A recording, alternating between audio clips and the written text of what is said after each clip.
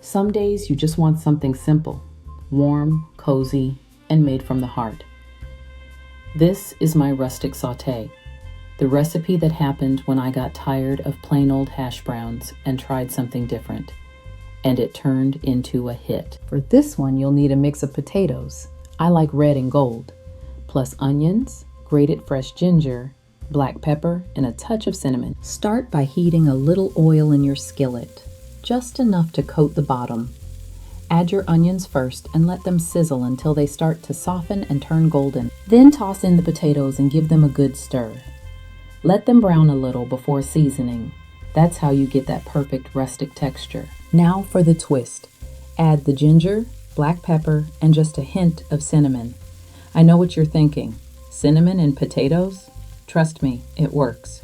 It gives this dish that warm, cozy twist you didn't know you needed. This one's so good, it might just make you bang the bowl. Simple ingredients, big flavor. Thanks for hanging out in the kitchen with me.